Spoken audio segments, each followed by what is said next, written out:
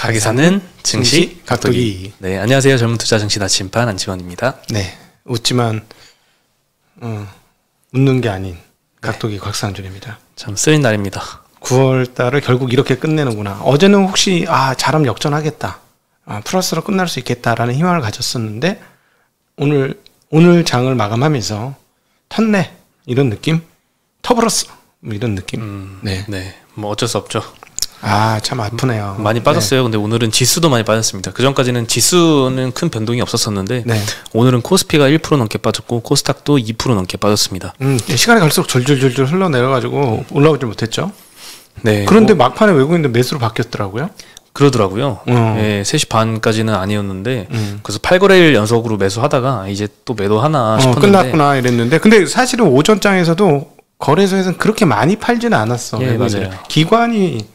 이번에는 기관이 난 그래서 또 연기금 또 파는구나 했더니 연기금이 아니고 증권이었습니다. 네, 오늘은 뭐 개인 투자자만 샀고요. 기관이 많이 팔았습니다.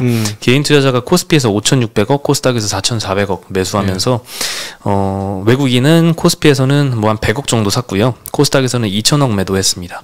기관이 오늘 많이 팔았거든요. 그렇죠? 코스피에서 5,500억 팔았고 코스닥에서는 2,300억 정도 팔았습니다. 네.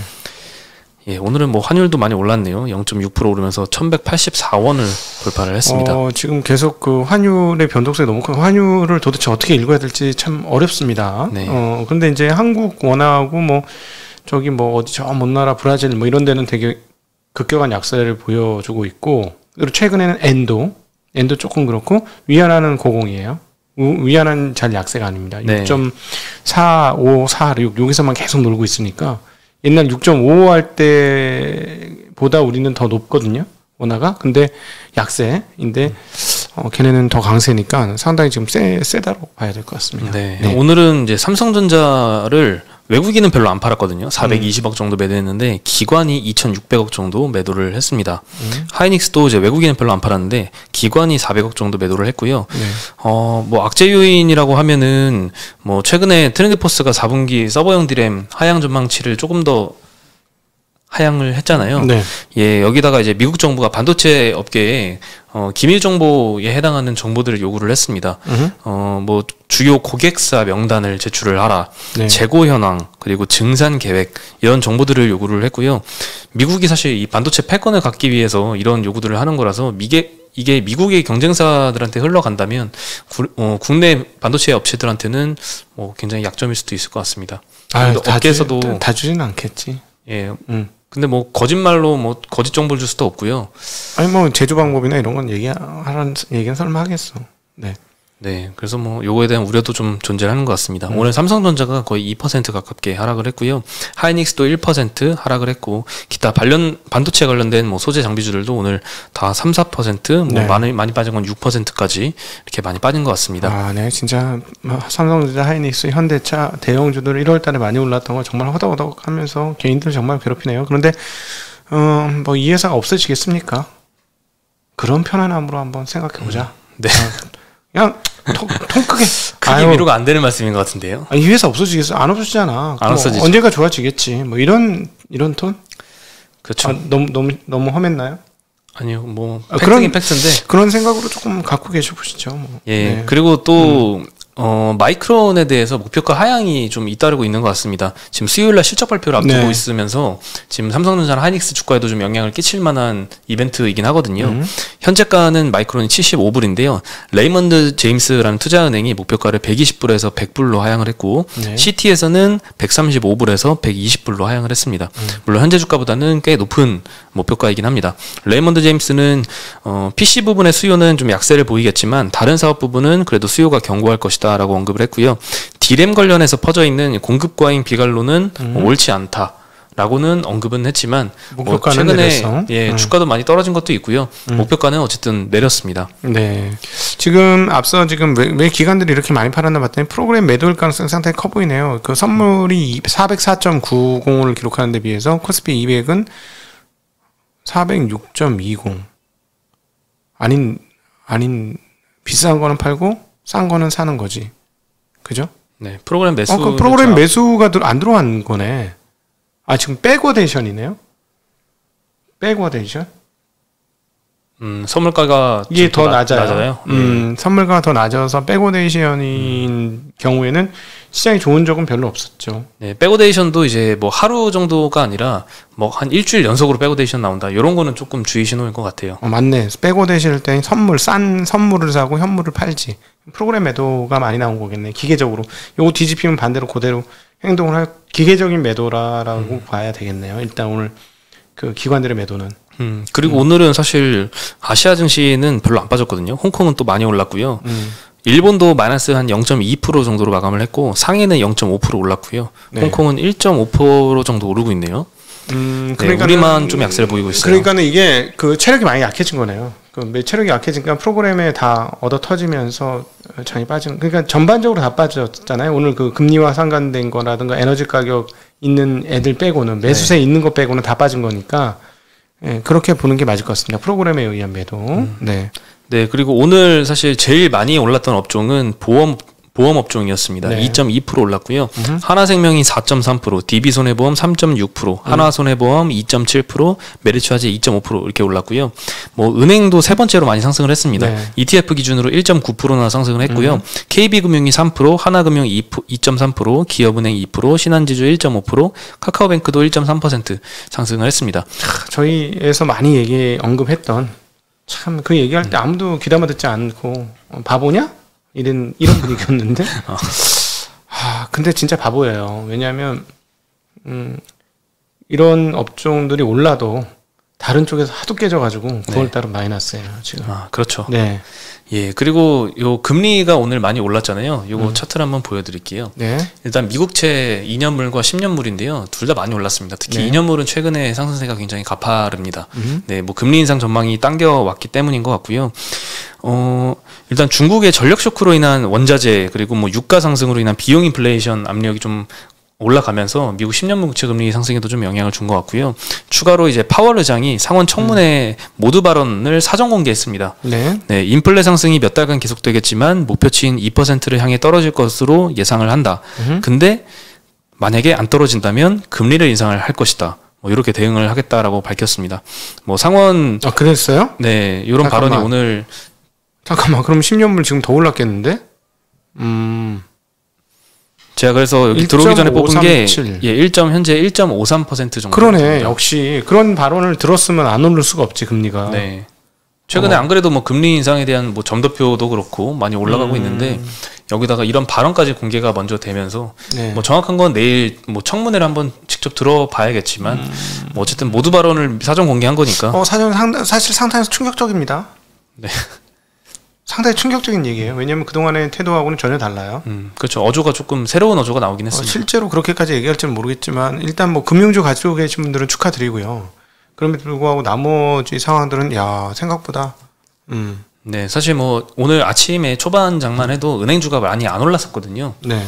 근데 이제 뭐 장 후반으로 갈수록 뭐 계속 금리도 많이 오르면서 은행주들도 점점 상승폭이 커졌습니다. 어제 제가 1.5라고 얘기는 했습니다만 종가는 1.5가 아니었어요. 1.5 밑에서 끝났는데 네, 그렇죠. 지금 1.537%예요. 네, 많이 3.7bp가 올랐습니다. 많이 올랐습니다. 네. 네. 좀 빠른데. 이것 때문인 것 같습니다. 그 발언. 네. 그리고 이제 또 하나 이제 금리도 많이 올랐지만 또 하나 굉장히 많이 오른 게 있습니다. LNG 현물 가격이 지금 굉장히 급등 중입니다. 어저께 하루만 해도 이 10월물 천연가스 가격이 10%나 상승을 하면서 2014년 이후로 최고치를 기록을 하고 있습니다. 그 동부가 LNG 가격 지표인 JKM은 이제 지난 3월 대비 5배 급등을 했고요. 한국의 LNG 수입 가격으로 봐도 지난 4월 대비 43% 정도 급등을 했습니다.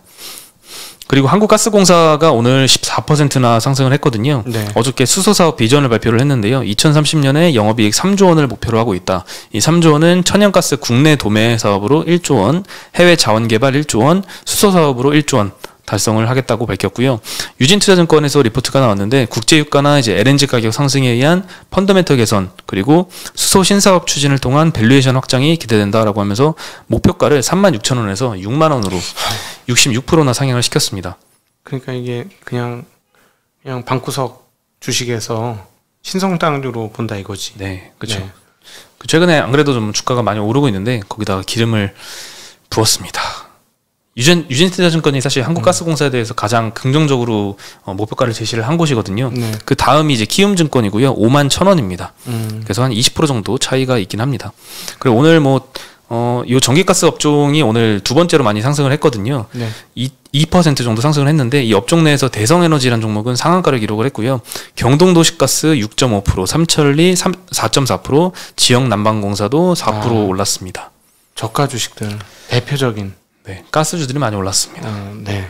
네, 중국의 영향이 굉장히 큰 워낙 싼 것 같아요. 주시고 그 가격이 올랐으니까 10%씩 오른 적이 없지. 예. 예. 그럼 원자재 다 오르고 있습니다. WTI도 지금 76불을 돌파를 했습니다. 예전엔 당장 1년 전만 해도 마이너스 37불 이렇게 네. 갔다가 지금 플러스 76불까지 올라왔는데요. 3년 내 최고치를 돌파를 하면서 오늘 정유주가 강세를 보였고요. 네. 골드만삭스에서는 미국의 허리케인 아이다가 미국의 원유 공급에 타격을 굉장히 줬었는데 이 영향이 얼마나 큰 영향이었냐면 오펙과 오펙 플러스의 증산 영향을 합친 거를 상쇄하고도 남는 수준이라고 합니다. 그러면서 WTI 전망치를 기존의 77불에서 87불로 상향을 했고요. 여기저기 언론 보도를 보면은 100불 전망까지도 지금 나오고 있는 상황인 것 같아요. 저는 이거는 일시적인 것 같아요, 진짜. 에너지 가격 상승은 조금 일시적인 거라고 보는 게 맞을 것 같은데, 또 골드만삭스, 옛날에도 고점 잘 잡은 애들인데, 애들. 예. 네. 에너지 고점은 골드만삭스가 싹스를 했었어요. 에너지 고점이요? 에너지 고점 옛날에 200불인가 얘기 한번 했었죠. 그렇죠. 유가에 대한 전망 한번 얘기했었죠. 네. 고점 싹스래 골드만삭스. 네. 네. 모르겠습니다, 이번에는. 근데 어쨌든 약간 현재까지는 일시적이라고 보는 게 맞을 것 같아요. 지금 유럽발 풍력 발전 저조가 가장 크고, 그 다음에 이제 가스 가격이 오른 거는 이제 난방, 추워지잖아요. 저 위쪽은 이미 상당히 추울걸요? 저 노르웨이 이런 데는 상당히 춥지 않을까요? 그러니까 난방에 대한 수요가 이제 생기기 시작하는 때라서, 그게 같이 겹친 것 같습니다, 일단은. 네. 네. 그리고 친환경 관련주들은 계속 많이 오르고 있는데요. 일단 규제 위험이 적다는 게 요즘에 굉장히 매력 포인트로 뽑히는 게 아닌가 싶은데요. 오히려 정책 모멘텀 수혜를 본다는 점이 좀 투자 매력으로 거론이 되고 있기도 합니다. 중국발 규제 이슈가 지금 시장을 뒤흔들고 있는데 반면에 이제 이 정책 모멘텀을 오히려 본다는 점이 과거와는 다르게 조금 더 요즘 시황에 따라서 좀 부각이 되는 것 같고요. 네. 수소 전기차용 연료전지 소재 사업을 하는 코오론 플라스틱이 올해 4배 정도 상승을 했고요. 오늘도 16% 정도 상승을 했습니다. OCI도 오늘 7.5%나 오르면서 3년 내 최고가를 기록을 했습니다. 저것도 전력 많이 쓰는 거니까 중국에서 아무래도 걔네들 들 돌리면 바로 좋아지니까. 네. 네. 그리고 SK이노베이션이 아침부터 이 합작사 설립을 위한 이 투자 공시를 또 했습니다. 네. 100% 자회사인 SK 배터리 아메리카에 5조 1천억 정도 출자할 예정이고요. 포드도 비슷한 금액을 투자를 해서 양사가 합해가지고 한 13조 원 투자한다라고 밝혔습니다. 예. 합작사의 공장 부지는 테네시주에 여기는 43기가와트시 규모, 켄터키주는 2배, 86기가와트시 규모로 확정을 짓고 총 129기가와트시 캐파를 확보할 예정입니다. 양사가 기존에 밝힌 규모가 60기가와트시였는데요. 요거의 2배를 넘는 수준입니다. 1기가당 1조네. 금액이. 13기가와트에 13조 130기가와트시니까 130기가니까 10기가와트 시당 1조. 10기가당. 네. 10기가당 1조네. 그렇지. 1기가당 1,000억 맞아요. 네, 맞습니다. 네, 그리고 이 129기가와트시는 이제 60kW 배터리 기준으로 전기차 215만 대 정도 생산 가능한 수준이고요. 조지아주에 SK이노 단독 공장도 있습니다. 이것까지 합치면 150기가와트시 이상 캐파를 갖추게 됩니다. 몇 년도요? 타겟 연도가? 타겟 연도가 이제 이번에 투자 공시한 거는 27년도 말까지입니다. 27년도. 30년까지 1000기가와트 가겠네요. 30년까지. 지금 한 회사 합작법인이 130기가니까 이런 회사가 여러 개 있을 거 아닙니까? 네. 1000기가와트가 넘을 수도 있겠네. 2030년에. 2030년에 1000기가와트, 100기가와트로 보자는 거예요. 100kW로 보자는 거예요. 한 대당. 그러면 1000기가와트면 1000만 대 좀 넘는다는 얘기가 되거든요. 2030년부터는 거의 대부분 신차들은 다 전기차 쪽으로 상당히 많이 넘어가겠네. 그렇죠. 신차는 거의 다 전기차로 나오지 않을까요? 2030년쯤. 근데 그렇게까지 안 될 게 만약에 이제 1000기가가 아니고 1500기가라고 해도 1500만 대에서 2500만 대 사이예요. 그러면 1년에 9000만 대니까 지금 8500만 대 나오니까 모자란다는 얘기가 되겠죠. 네. 네. 그거는. 그러네요. 그러니까 지금 제가 계속 헷갈려 죄송한데요. 2025년에 빠르면 그때가 1000기가인가? 현재 추세면? 그럴 수도 있겠다. 그러면은 2030년은 전혀 상황은 또 다르긴 하네요. 2025년에 어떻게 되는지 한번 보긴 해야 될 것 같은데 제가 조금 더 공부해서 확인해서 말씀드리겠습니다. 네. 네. 그리고 오늘 DL이라는 이제 그룹사가 8% 상승을 했거든요. 네. 이 100%자 회사가 이제 DL 케미칼이라고 있는데 미국의 화학회사인 크레이튼을 2조 원 정도 주고 인수를 한다라고 밝혔습니다. 네. 네, 연초에 이제 DL 그룹에서 이제 물적 분할된 회사거든요. DL 케미칼은. 네, 금액 기준으로는 이번 인수가 이제 DL 그룹 역사상 최대 규모 M&A라고 합니다. 크레이튼은 이제 열 가수성 탄성 중합체라고 SBC라고 불리는 네. 이 제품 시장 점유율이 미국과 유럽에서 1위라고 하는데요. 이 제품은 이제 위생용 접착제, 그리고 의료용품 소재, 자동차 내장재, 5G 케이블 등에 쓰이는 첨단 소재라고 합니다.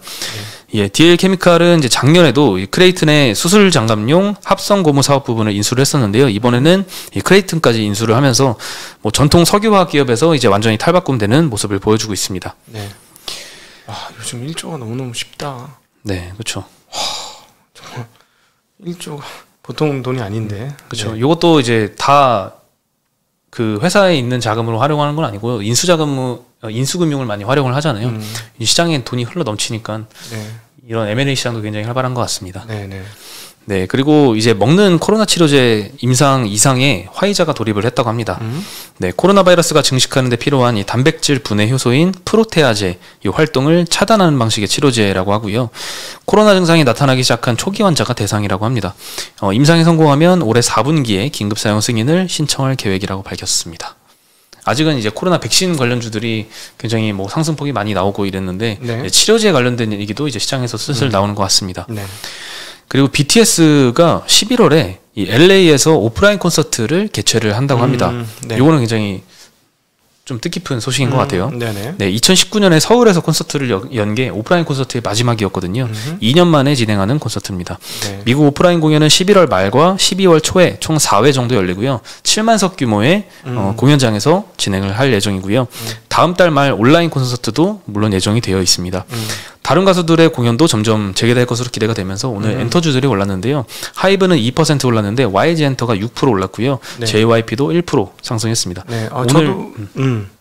오늘 시장 뭐 많이 떨어진 거 비하면 1% 상승도 굉장히 큰 것 같습니다. 거죠. 예. 네. 저도 오늘 연락을 받았어요. 대학교에서부터. 네. 나와서 한번 강연을 해줘야 되지 않을까. 아, 대학교에서요? 네, 대학교. 이제 곧 반절만 오프라인 하기 시작하는 건가 봐요. 아, 오프라인으로 온라인 아니에요. 오프라인으로 한번 해봐야 되지 않겠느냐라고 연락이 와서 뭐 된다면요 언제든지 불러주십시오 이랬죠. 오, 대학교 동아리인가요? 아니면 어떤? 아니요, 그대가 나온 학교 아닙니까? 거기서 연락 왔습니다. 교수님 네, 그러셨군요. 아, 그렇군요. 네, 그래서 언제든지 흔쾌히 가겠다라고 말씀드렸죠. 네. 그렇군요. 네. 그리고 또 하나 이제 조금 우려되는 요인은 증권사 13곳이랑 이제 금감원이 긴급 회의를 열었는데 신용공여를 10에서 20%포인트 감축 요구를 받았다고 합니다. 2조 5천억에서 5조네. 예. 25조. 10에서 20%면요? 예, 그렇죠. 예. 10에서 20%면 5조. 그 정도고. 네, 금감원에서 작년 3월부터 올해 8월까지 조사한 결과로 융자 잔고가 6.6조에서 25.7조로 4배가량 증가를 했다고 하고요. 현재 증권사 신용공여 한도는 자기 자본의 100%까지입니다. 이거를 다 쓰고 있는 회사도 있지만 어떤 회사는 60%밖에 사용을 안 한다고 발표를 했거든요. 네. 근데 이제 100%를 채운 증권사는 융자를 중단했다고 밝혔고요. 근데 여기에 대해서 금감원은 한도를 모두 채우지 말고 회사별로 적절히 관리하라라고 뭐 약간 구체적이지는 않게 얘기를 했는데 증권사가 받아들이기로는 10에서 20%가량 줄이라 이렇게 받아들였다고 해석을 하고 있습니다. 오늘 증권주들은 뭐 한 2%대 정도 하락을 한 것 같습니다. 소형사의 경우에는. 결국 이게 유상증자로 증권사들을 이끌 것이다라고 저는 예측을 했습니다.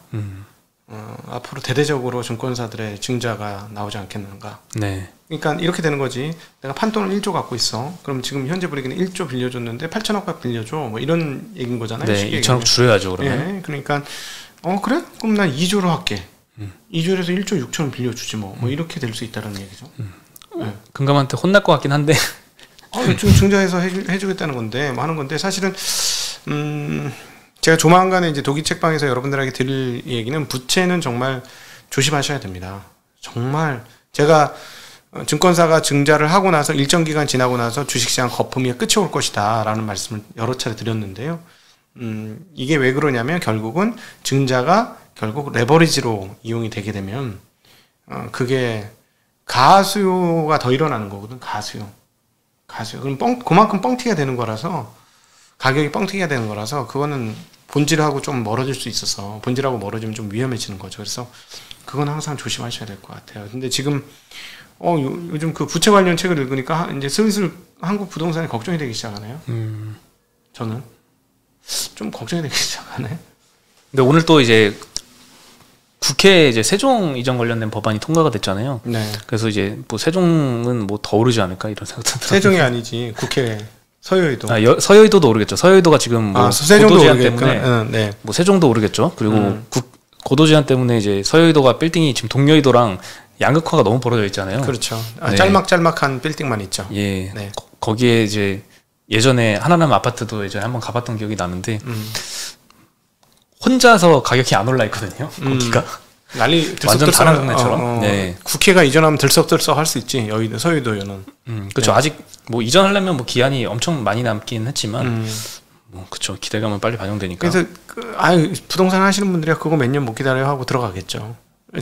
근데 주식시장도 좀 그렇게 하셨으면 좋겠어요. 이거 몇 년 못 기다려? 이렇게. 그러면 좋은 결과 나오실 수 있을 것 같습니다. 네. 그래서 이차전지처럼 이렇게 먼 미래까지 다 땡겨왔으면. 어디? 이차전지 같은 이런 성장주들은 뭐 2024년 5년 밸류까지 막 땡겨가지고 밸류에이션 하고 그러잖아요. 그렇죠. 근데 부동산도 그랬다? 아니요. 다른 것들도 그렇게 봐줬으면 좋겠다는 거죠. 봐줬으면? 네. 그렇게 할 필요는 없고 그냥 성장과 함께 더불어서 같이 올라가면 어떨까 하는 게 저는 개인적인 생각이고, 부동산은 저는 개인적으로 20, 30대가 진입을 하셨다면서요. 많이 진입했죠. 그럼 그 다음 누가 살 거야? 10대? 살 사람이 없죠.